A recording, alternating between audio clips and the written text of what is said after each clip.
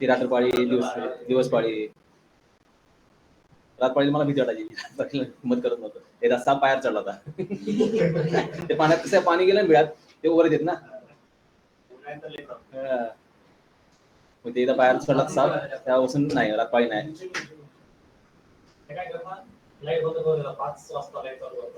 पाटा त्या हरण्याचे बाबा शेतकऱ्याचं आयुष्य म्हणजे लय डेंजर आहे. Okay Asif, Asif yes sir. Screen दिसते काय चेक कर, स्क्रीन शेअर करतोय. हा सर दिसते. लास्ट टाइम आपण काय केलं, व्हॅलिडेशन स्टार्ट केलेलं आहे. त्यामध्ये 4 कॅटेगरी मधलं एक कॅटेगरी बघितली. ओके, यामधली ही जी जावा स्क्रिप्ट आणि jQuery तुम्ही स्टडी करणार आहे. ओके, नेटवर जर सर्च केला किंवा जर नाही जमलं तर सांगा, याचं एक एक्झाम्पल तुम्हाला नंतर घेऊन दाखवेन. जावा स्क्रिप्ट व्हॅलिडेशन कसं करायचं आणि jQuery कसं करायचं. ओके, त्यानंतर पहिली कॅटेगरी आपण बघितली at a server side validation using model state. हा मॉडेल स्टेट जो ऑब्जेक्ट आहे याची इज व्हॅलिड प्रॉपर्टी आपण काय केली, चेक केली व्हॅलिडेशन करण्यासाठी. ती कशी बघितली, इथे एक आपण सॅम्पल एक्झाम्पल पण दिलेला आहे बघा. एक थोडं रिव्हिजन घेतोय जे त्यावेळेस ऍक्सिडेंट होते.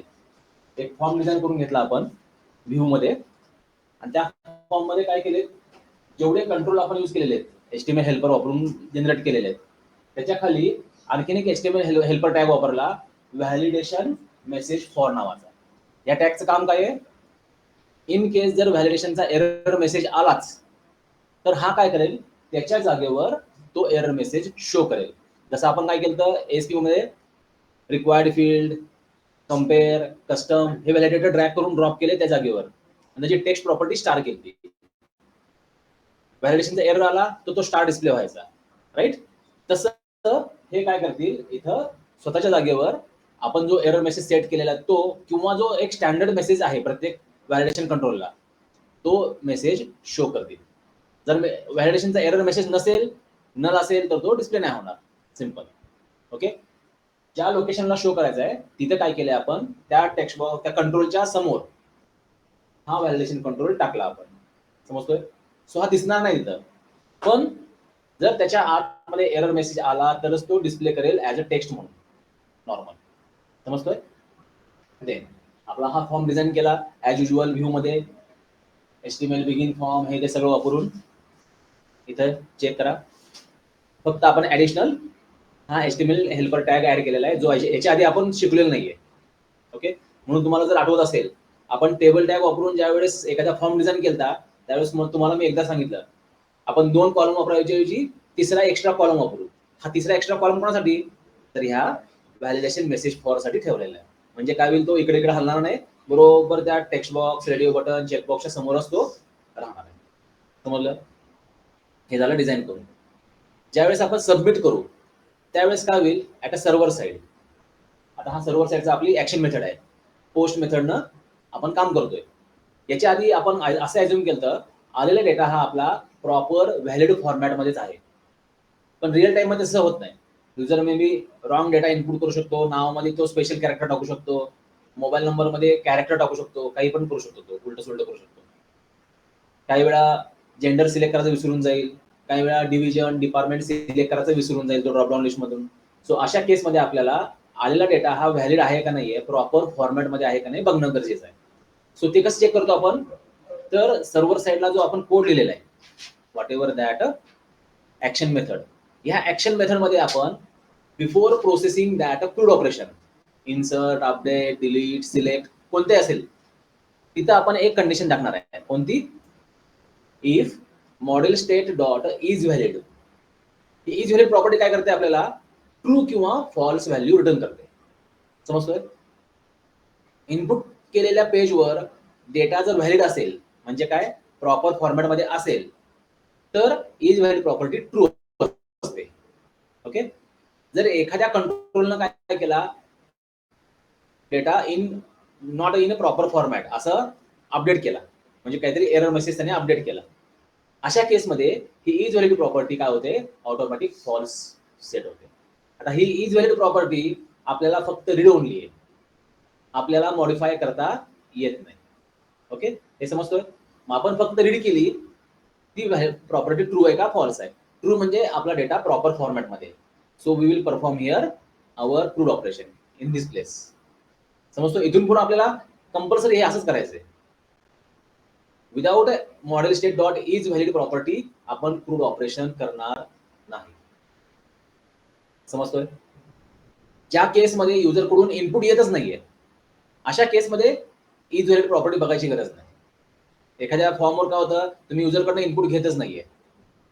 लाईक तुम्ही जर डिलीटचं ऑपरेशन बघितलं, कन्फर्मेशनचं एक पेज असतं बघा, तिथे इनपुट काहीच घेत नाही आपण. अशा केसमध्ये आपण इज व्हॅलिड प्रॉपर्टी करणार आहोत. ओके. जर युजर काहीतरी इनपुट करायलाय any value either single or multiple values, immediate is valid property check करायची. ही कोणाची प्रॉपर्टी आहे? मॉडेल स्टेट नावाच्या ऑब्जेक्टची प्रॉपर्टी आहे. समजतोय. मग ही प्रॉपर्टी ट्रू असेल तर आपलं ऑपरेशन इथं कम्प्लीट होईल, ट्रू ऑपरेशन. अदरवाईज एल्स मध्ये रिटर्न व्ह्यू ओनली. आता हा view without a view name or action method name. असं का बरं द्यायचं? ज्या ऍक्शन मेथड मध्ये तुम्ही हा कोड लिहिलाय त्याच पेजवर तुम्ही माघारी जाणार आहे. का बरं?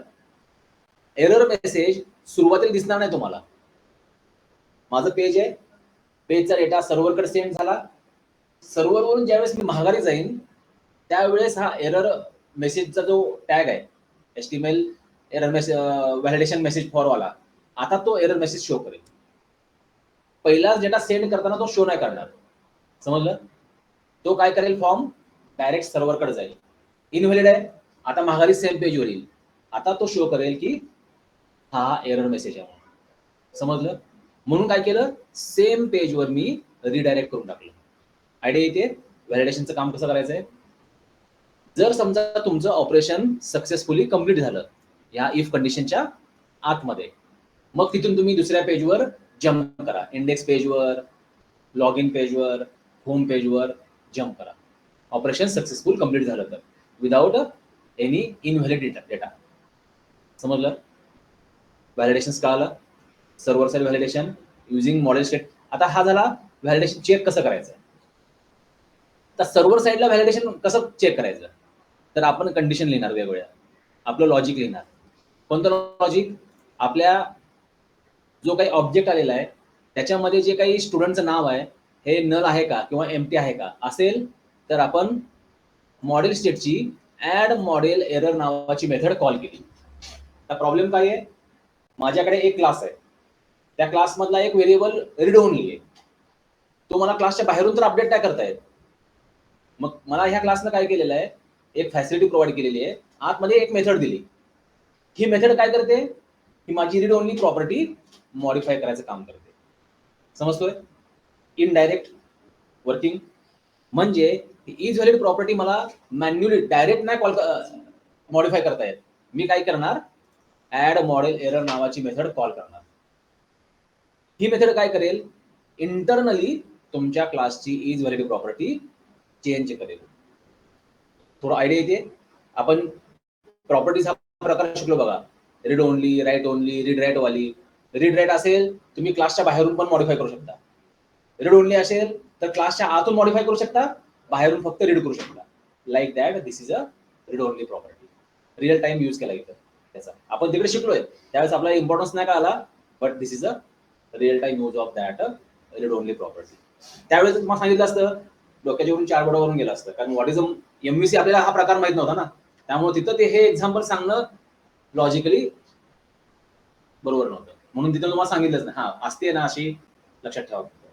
ज्यावेळेस सिनेरिओ त्या जनरेट होईल ते लेक्चर येईल त्यावेळेस तुम्हाला फक्त मी रेफरन्स देईन.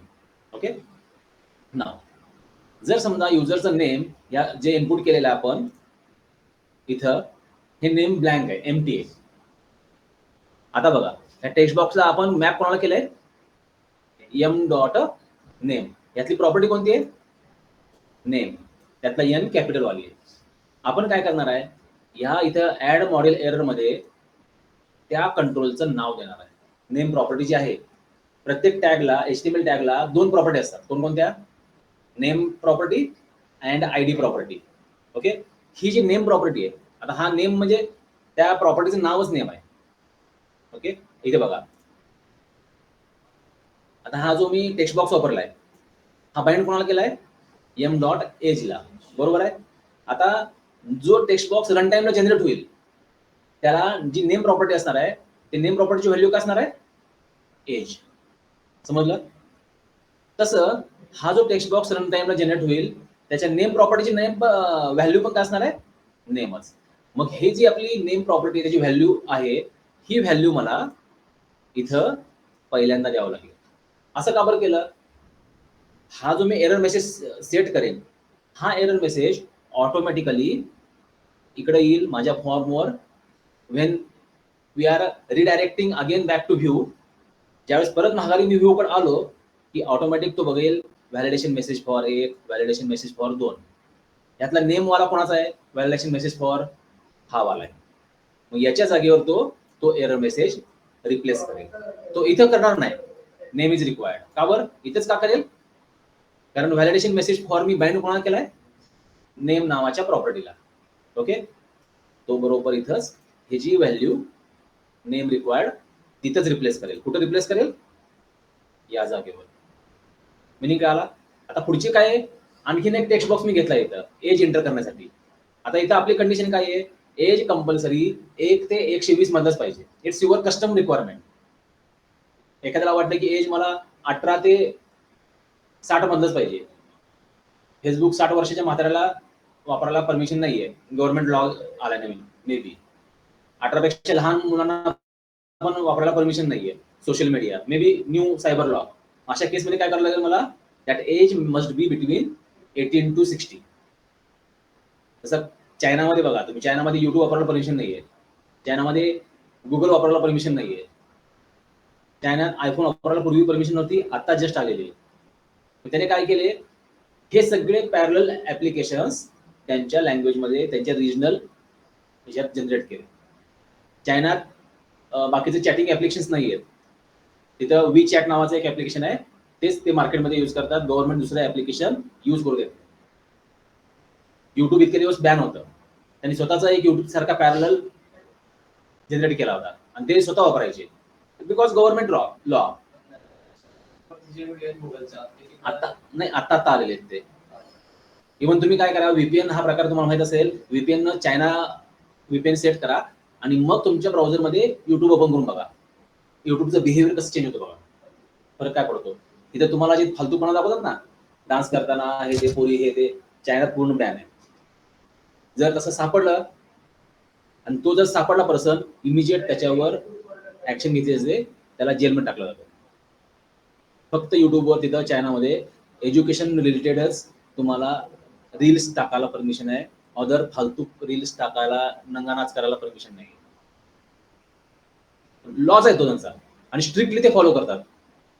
हिंमतच करत नाही ते गव्हर्नमेंटच्या अगेन्स्ट बोलायचं ना देश सोडून बाहेर निघून जा. इथे थांबायचं नाही. इथे राहायचंय आमचे रूल. नाहीतर आपल्या भारतात कसं आहे कुणी या काही करा तसं नाही. त्यामुळे तो देश इतका पुढे आहे. भारतापेक्षा भारताची जवळजवळ सेम लोकसंख्या आहे पण तो जगात अमेरिकेला टप देतोय. नाहीतर ते ट्रम्प काहीतरी म्हणला आपले गपचूप बसले. का मोदीत हिंमत नाही असं नाहीये हाय. बाजूला लगेच राहुल गांधी आहे. बसला लगेच मोगलाला काय ऍक्शन घेतली की.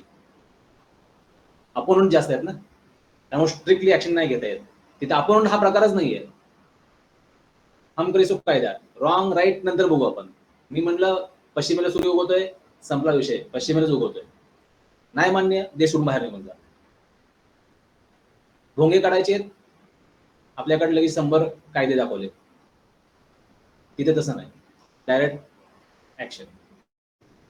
त्यामुळे काय होतं एकदा देश एकदम खाली जाईल झिरोलाच नाही तर एकदम सगळ्यात वर जाईल. हा प्रकार असतो. तो मध्ये लटकणार नाही.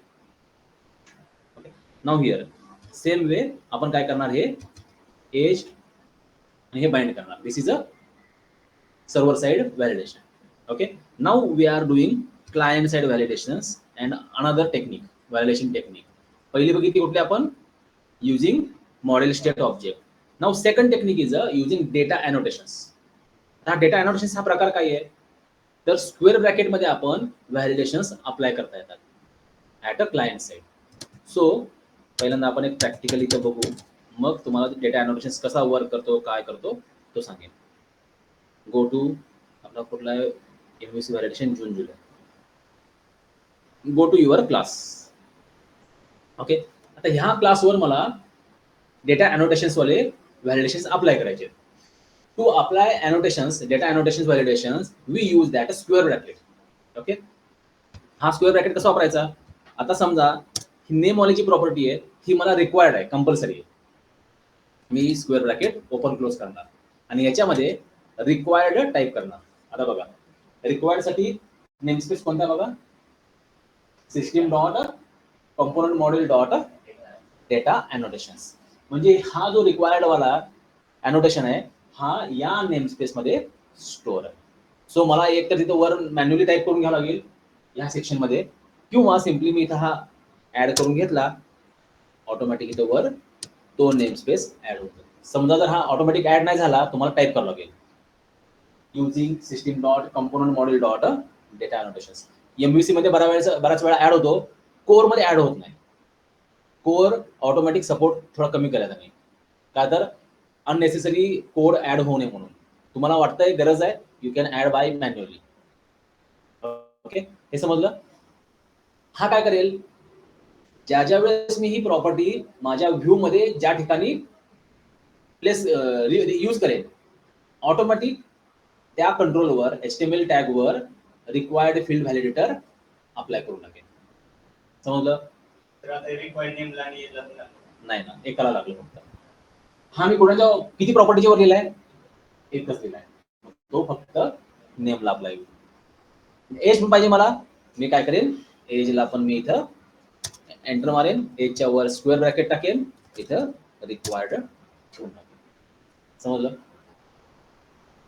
काही अनोटेशन्स मला क्लासवर पण अप्लाय करता येतात, मॉडेल बेस असतात. म्हणजे काय, इथं जर मी ह्या स्क्वेअर ब्रॅकेट देऊन एखादा अनोटेशन इथं अप्लाय केला, रिक्वायर्ड इथं काम नाही करणार, इथं रिक्वायर्ड प्रॉपर्टी बेस आहे, तो क्लासवर नाहीये. म्हणजे समजा इथं XYZ मी अनोटेशन अप्लाय केलं, ऑटोमॅटिक काय होतं, क्लास मधल्या सगळ्या याच्यावर तो काम करतो. इथं ऑथराइज, हा ऑथराइज वाला बघा, हा जो अनोटेशन आहे हा काय करतो, तर ह्याच्यामध्ये हे सगळे कंट्रोल्स ऑथराइज असल्याशिवाय रीड राईट करूच देत नाही. ज्यावेळेस आपण ऑथेंटिकेशन आणि ऑथरायझेशन शिकू त्यावेळेस तुम्हाला मी हा पार्ट सांगेन कसा वर्क करतो, काय करतो. ओके, मग समजा माझ्या क्लासमध्ये 4 मेथड्स आहेत, सगळ्या मेथडवर ऑथराइज अप्लाय होऊन जाईल.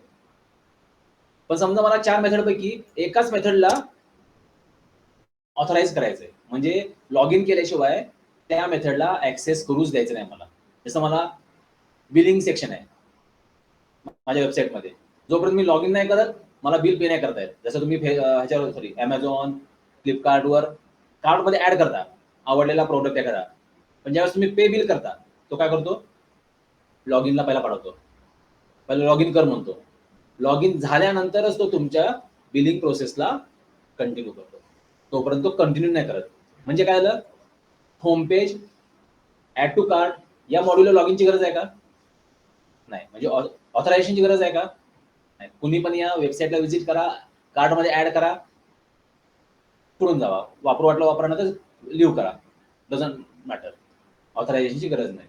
पण ज्या वेळेस मी पे बिलला करेल, इमिजिएट क्लिक करेन, ऑटोमॅटिक तो लॉग इन कडे पास करेल. म्हणजे काय, एकच मेथड ऑथराइज झाली. पण आता सेम लॉजिक मी बँकिंग ऍप्लिकेशनला वापरेन का? तुम्ही वेब बेस बऱ्याच वेळा हे करता बघा, बँकिंग ऍप्लिकेशन वापरता, नेट बँकिंग म्हणतो आपण त्याला. विदाउट लॉग इन तुम्हाला अलाउ करतं का ते? चेक बॅलन्स, सेंड मनी, रिसीव्ह मनी, पासबुक नाही. तो काय करतो, सगळे मॉड्यूलच लॉग इन शिवाय ऍक्सेस करूच देत. So that one all module means all methods depend on authorisation. आता प्रत्येकाला मी ऑथराइज लिहित बसण्यापेक्षा मी काय करेन, क्लासच्या वरच ऑथराइज अनोटेशन ऍड करेन. तसे काही अनोटेशन्स तुमच्या क्लास बेसवर पण चालतात पूर्ण सगळ्या मेथडसाठी, आणि काही प्रॉपर्टी बेस आहे. म्हणजे काय, तेवढ्याच प्रॉपर्टीला मी अप्लाय करणार, तिथंच तेवढ्याला काम करेल, बाकीकडे तो काम नाही करणार. हे समजलं? What is अॅनोटेशन? अॅनोटेशन लिहायचे कसे? स्क्वेअर ब्रॅकेटच्या इन बिटवीन मध्ये लिहायचे. यांचा नेमस्पेस कोणता आहे? System dot component model dot data annotations. हा लक्षात का ठेवायचा? जर ऑटोमॅटिक नाही मिळाला तर मॅन्युअली टाईप करावा लागणार, एरर आला तर. ऑटोमॅटिक मिळाला तर काही इश्यू नाही, पण इंटरव्ह्यूला बऱ्याच वेळा विचारू शकतात कोणत्या नेमस्पेस मधून हा आपल्याला इनहेरिट होऊन मिळतोय. ओके, समजलं? आता मी काय केलं, स्टुडंट क्लासच्या 2 प्रॉपर्टीजवर रिक्वायर्ड फील्ड व्हॅलिडेटर ऍड केले, सॉरी रिक्वायर्ड अॅनोटेशन्स ऍड केले.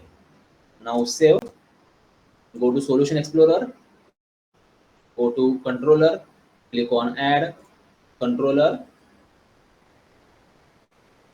आणि इथे आपण एक कंट्रोलरला नाव टाकलं, दिलं स्टूड कंट्रोलर.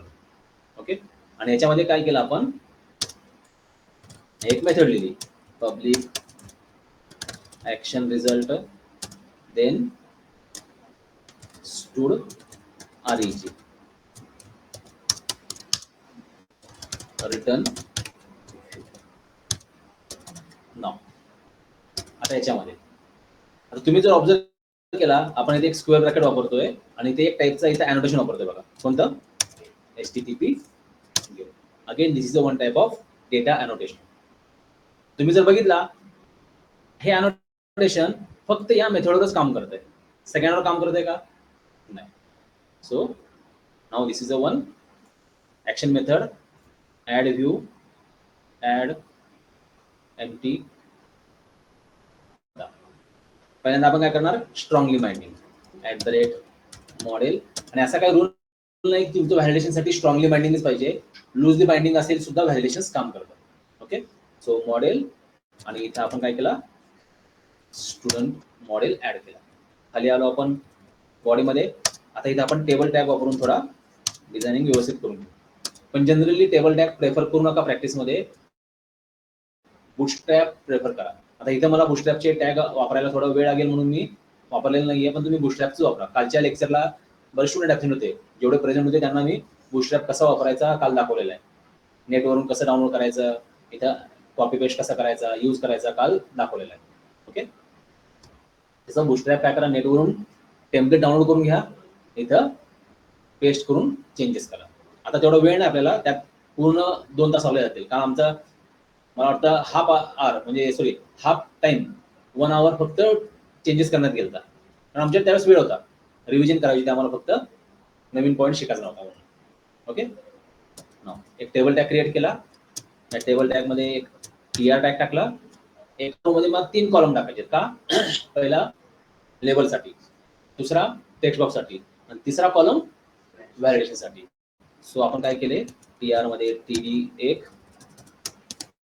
2 आणि TD3. पहिला TD टॅग मध्ये इथं काय केलं, सॉरी सगळ्यात पहिला याच्यावर @using केला, आणि इथं काय HTML dot begin form.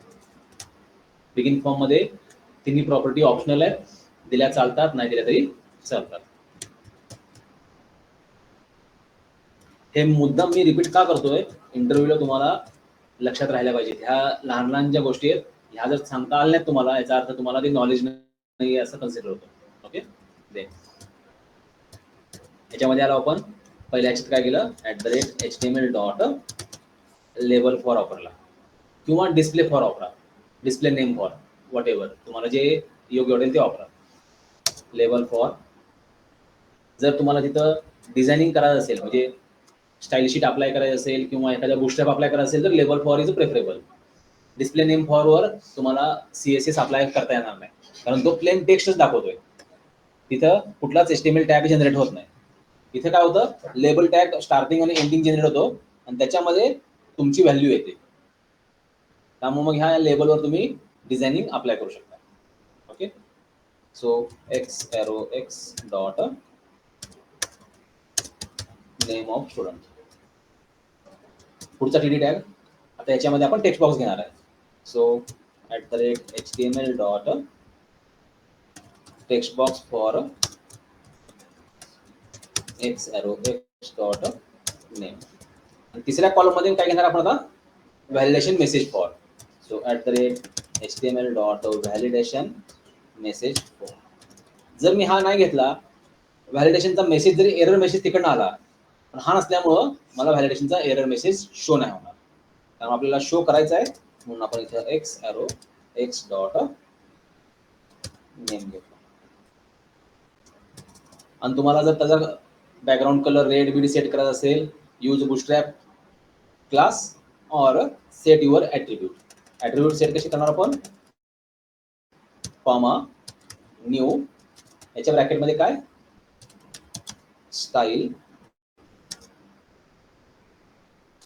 Equal to colour colon. हा स्टाईलला इथं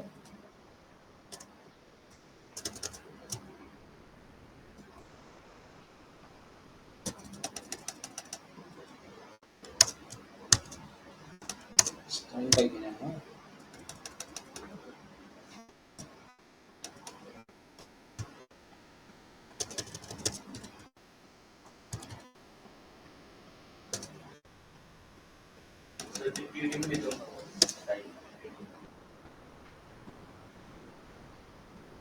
हा ओके. टीडी मध्ये नाही करून चालणार तुम्हाला. व्हॅलिडेशन मेसेज फॉरला इथं आपल्याला क्लास सेट करता येतो. बुटस्ट्रॅप ॲड केलं नाही मी. बुटस्ट्रॅप ॲड केल्यावर तुम्हाला तो एरर मेसेजवाला जी तो कलरवाला सेट करून दाखवेल. सध्या रेड ब्लॅक तो ब्लॅकच राहते.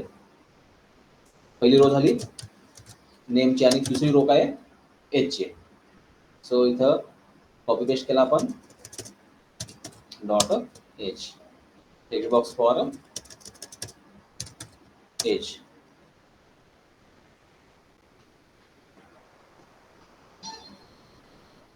Hello sir. हाँ सर.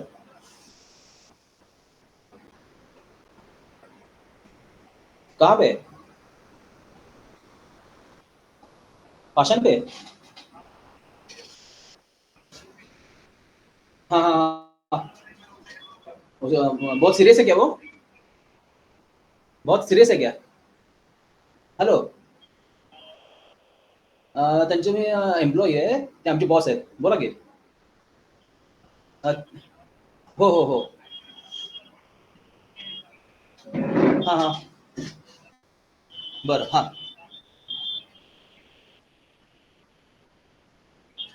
बरं बरं बरं. त्यांना हॉस्पिटलला घेऊन जाता का मी? त्यांना हॉस्पिटलला पाठवता का? बरं बरं. बरं. हां, मी येतो तिकडे. लगेच येतो मी. हो हो हो. ओके. हो हो ओके. बरं ते अमित पाठकसरांचा ॲक्सिडेंट झालाय. मी जरा जाऊन येतो. तुम्ही स्टडी करत बसा.